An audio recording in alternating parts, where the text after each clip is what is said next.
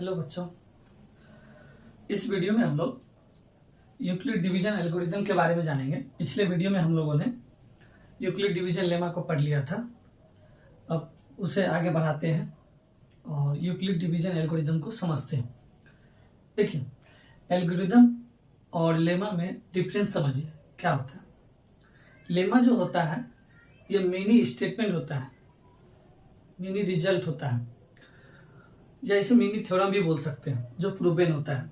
और एल्गोरिथम कहने का मतलब होता है एक स्टेप बाय स्टेप प्रोसेस या प्रोसीड्यूर बोल सकते हैं हम लोग। और ये वेल डिफाइंड स्टेप्स होते हैं, माने बहुत सारे वेल डिफाइंड स्टेप, जो स्टेप के कलेक्शन होते हैं उनको हम लोग एल्गोरिथम बोलते हैं।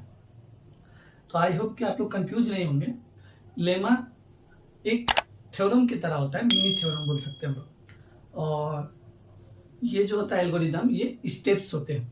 आइए इनको हम लोग समझते हैं।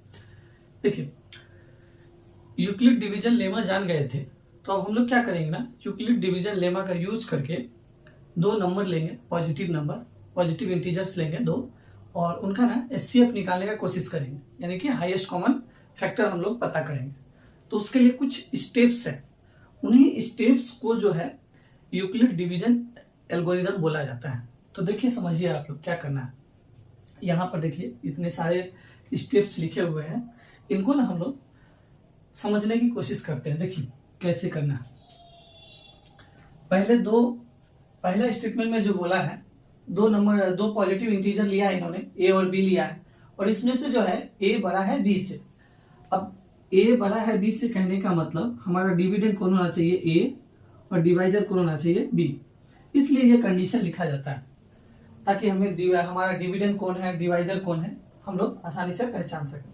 देखिए, जब आप लोग ए को बी से डिवाइड कीजिएगा तो डिवाइड करने से दो और इंटीजर मिलते हैं। आप लोगों ने यूक्लिड डिवीजन लेमा में पढ़ा था, अगर एक पॉजिटिव इंटीजर को दूसरे पॉजिटिव इंटीजर से डिवाइड करते हैं तो हमें दो और इंटीजर मिलते हैं। एक का नाम दिया था हम लोगों ने क्वेश्चन, दूसरा का नाम क्या दिया था, रिमाइंडर। अब यहाँ पे आप लोग ध्यान देंगे,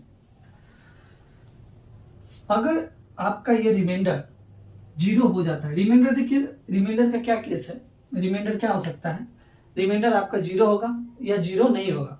रिमाइंडर का केस आप यहाँ क्या लिखेंगे, ये जो आपका रिमाइंडर है ये तो या तो जीरो हो सकता है या जीरो नहीं हो सकता है, जीरो से बड़ा होगा, लेकिन आपका जो डिवाइजर है उससे छोटा होगा। यही होता है ना रिमाइंडर का कंडीशन। तो देखिए, पहली चीज समझिए यहाँ पे, अगर रिमाइंडर जीरो आता है तो आप क्या बोलेंगे, ए और बी का एचसीएफ बी है। और अगर रिमाइंडर जीरो नहीं आता है, और जीरो नहीं आके मान लीजिए कुछ रिमाइंडर आ गया आपका R1, तब आप क्या करेंगे, ये जो आपका रिमाइंडर है, देखिए पहला स्टेप हमारा हो चुका है। पहला स्टेप क्या है, ए को बी से डिवाइड किए थे, तो ये कंडीशन होता है, यहाँ से आप इसे लिख सकते हैं, dividend equal to divisor into quotient plus reminder, लिख सकते हैं ना। देखिए यहाँ से ए को क्या लिख सकते हैं, बी क्यू प्लस आर, लिख चुके हैं। और रिमाइंडर का कंडीशन बता दीजिएगा, रिमाइंडर जीरो हो सकता है या जीरो से बड़ा हो सकता है, बी से छोटा हो सकता है। यहाँ पे आपने यूक्लिड डिवीजन लेमा का यूज किया पहले स्टेप में। अब पहले स्टेप में यूक्लिड डिवीजन लेमा का यूज करने के बाद अगर रिमाइंडर आपको जीरो मिल जाए तो आप क्या बोलेंगे, ए और बी का एचसीएफ बी है। तो देखिए, अगर रिमाइंडर जीरो आ जाए तो बी जो होगा ए और बी का एचसीएफ होगा। कहने का मतलब ये याद रखिएगा, ये डिवाइजर को ही हमेशा एचसीएफ में लिया जाता है। अगर जीरो ना आए तो क्या करेंगे, जीरो नहीं आएगा तो कोई बात नहीं है। अब हमारा क्या होगा, इस बार अगर जीरो नहीं आता है तो अब हमारा डिवाइजर और डिविडेंड चेंज हो जाएगा। देखिए, पहले हमारा डिविडेंड ए था और डिवाइजर बी था। जब रिमाइंडर जीरो नहीं आया, रिमाइंडर इस केस में जीरो नहीं आया, तब क्या हो जाएगा, ये जो आपका पहले का जो डिवाइजर था वो आपका डिविडेंड बन जाएगा, और जो रिमाइंडर है वो डिवाइजर बन जाएगा। अब फिर से डिवाइड करेंगे, यहाँ पे फिर से आपको यूक्लिड डिवीजन लेमा लगाना है, तो फिर से आपको कोई दो नंबर मिलेंगे, एक क्वोशिएंट मिलेगा और यहाँ पे एक रिमाइंडर मिलेगा। इस रिमाइंडर का नाम हम लोग R1 देते हैं। अब देखिए, यहाँ पर फिर से आपने यूक्लिड डिवीजन लेमा लगाया। यूक्लिड डिवीजन लेमा लगाने के बाद अगर ये जो आपका नया रिमाइंडर मिला, अगर ये जीरो हो जाएगा तो आप क्या बोलेंगे, ये देखिए अभी ये आपका डिवाइजर है, तो ये जो हो जाएगा एचसीएफ हो जाएगा किसका, ए और बी का।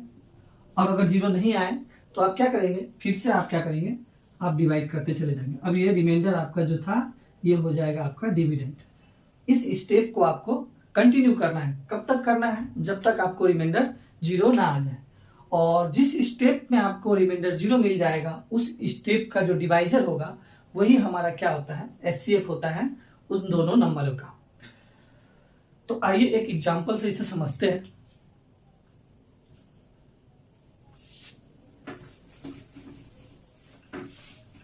देखिए एक चीज इसमें यहाँ और डिस्कस करने वाली बात है।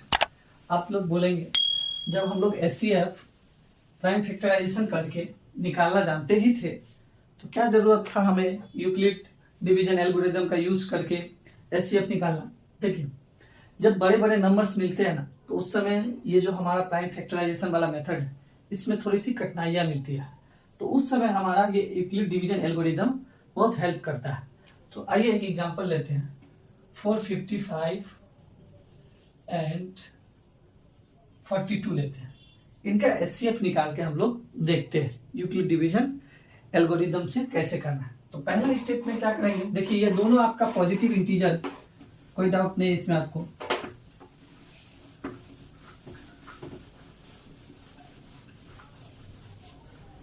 यहाँ पे आप क्या लिखेंगे, 455 लिख दीजिए फाइंड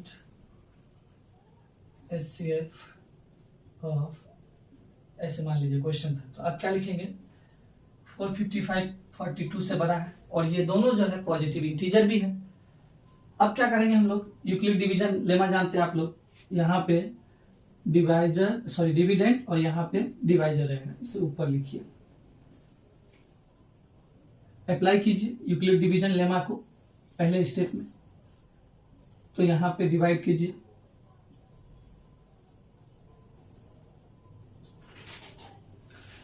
जब आप इसे डिवाइड कर देंगे